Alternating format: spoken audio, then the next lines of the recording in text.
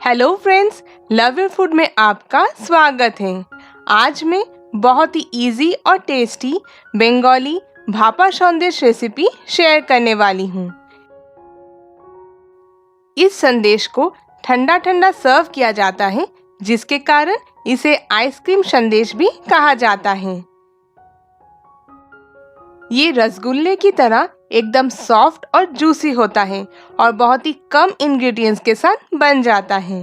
तो आइए ये टेस्टी भापा संदेश बनाना शुरू करते हैं।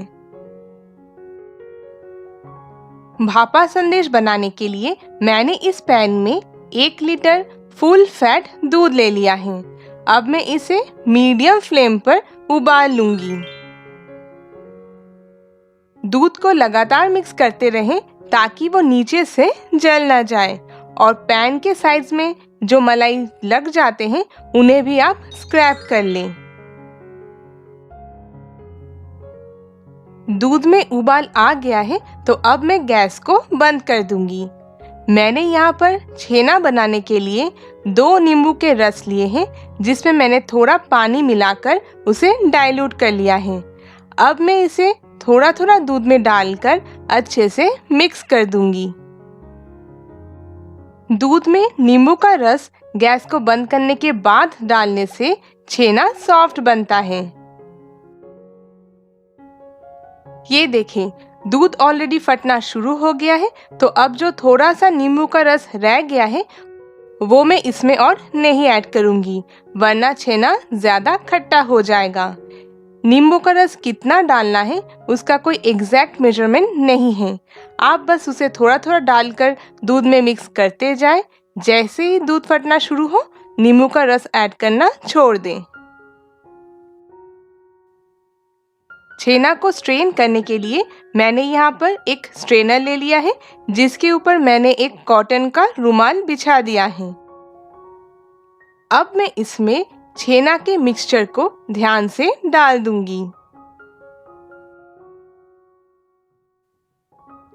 छेना को 1-2 ग्लास पानी से मैं अच्छे से धो लूंगी, जिससे इसमें से नींबू का खटास और स्मेल दोनों ही निकल जाए। मेरे चैनल पर बंगाली मिठाई के लिए परफेक्ट छेना कैसे बनाते हैं उसका एक डिटेल वीडियो सारे टिप्स के साथ आपको बहुत ही जल्द मिल जाएगी। मैं इसे हल्का प्रेस करके छेना में से एक्स्ट्रा पानी निकाल दूंगी और बस भापा संदेश के लिए छेना बिल्कुल तैयार हो जाएगा। इस रेसिपी के लिए छेना को अलग से टांग कर रखने की जरूरत नहीं पड़ती है। तो 1 लीटर दूध से मुझे करीब 1 कप छेना मिला है। छेना का अमाउंट कम ज्यादा हो सकता है क्योंकि ये दूध के क्वालिटी के ऊपर डिपेंड करता है। तो अब मैं छेना को इस ब्लेंडिंग जार में डालकर इसे मिक्सी में 5 से 6 सेकंड के लिए ब्लेंड कर लूंगी। ये देखिए, कुछ सेकंड्स ब्लेंड करने के बाद छेना इस तरह से दिख रहा है। तो अब मैं इसमें मिठास के लिए पहले से ही पाउडर करके रखा हुआ 4 टेबलस्पून चीनी और 2 इलायची को डालकर फिर से इसे 5-6 सेकंड के लिए ब्लेंड कर लूंगी। पाउडर चीनी आप अपनी जरूरत के हिसाब से कम या फिर ज्यादा ऐड करें। दूसरी बार ब्लेंड करने के बाद छेना का मिक्सचर मुझे थोड़ा गाढ़ा दिख रहा है। इसकी कंसिस्टेंसी क्रीम की तरह स्मूथ होना चाहिए, जिसके लिए मैं अब इसमें 1 टीस्पून नॉर्मल रूम टेम्परेचर वाला दूध ऐड करके फिर से मैं इसे ब्लेंड कर लूंगी।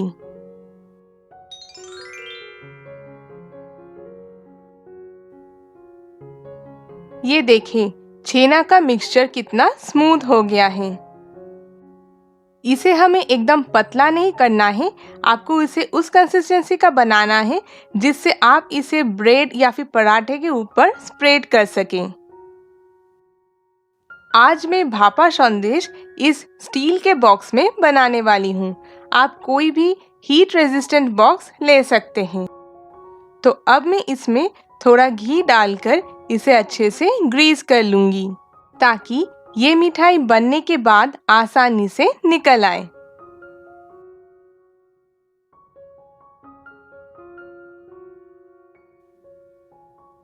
अब मैं इस बॉक्स में ब्लेंड करके रखा हुआ छेना के मिक्सचर को डालकर उसके सरफेस को एक स्पैचुला से जितना हो सके उतना स्मूथ कर दूंगी। आज मैं बहुत ही कम क्वांटिटी में भापा संदेश बना रही हूँ, इसलिए ये संदेश दिखने में ज़्यादा मोटा नहीं होगा। आप भापा संदेश को बिल्कुल प्लेन भी बना सकते हैं, लेकिन मैंने यहाँ पर इसके ऊपर थोड़े चॉप्ड पिस्ता और केसर ऐड किया है, जिससे ये दिखने में तो सुंदर लगते ही हैं, साथ में इसका स्वाद भी और बेहतर हो जाता है।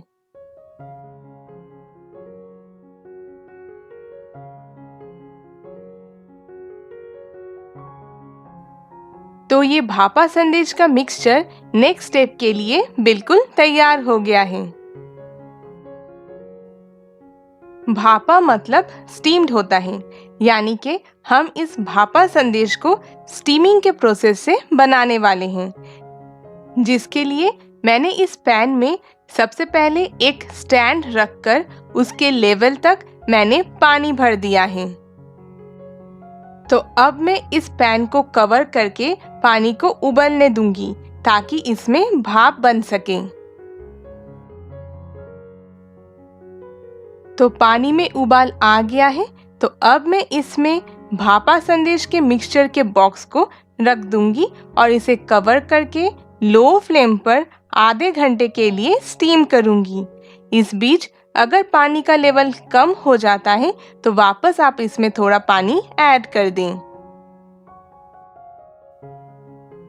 आधा घंटा हो चुका है, तो अब मैं पैन के लीड को हटाकर भापा संदेश को एक बार चेक कर लूंगी, जिसके लिए मैंने यहाँ पर एक टूथपिक को संदेश में डालकर देखा है। ये बिल्कुल क्लीन निकला है, यानी कि संदेश एकदम तैयार हो चुका है। अब मैं इस बॉक्स को पैन में से निकालकर इसे रूम टेम्परेचर पर आने तक इंतज़ार करूंगी। फिर मैं इसे नॉर्मल फ्रिज में 2 घंटे के लिए कवर करके रख दूंगी।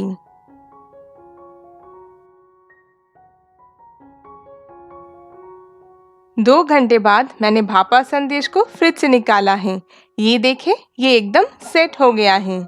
आप चाहे तो इसे एक प्लेट पर पलटकर निकाल सकते हैं, लेकिन क्योंकि ये संदेश बहुत सॉफ्ट होता है, उसमें ये टूटने के चांसेस रहते हैं, इसलिए मैं अभी इसे छोटे छोटे ट्रायंगल पीसेस में काटकर यहाँ से निकाल लूंगी। आप इसे अपने मनचाहा किसी भी साइज और शेप में काट सकती हैं।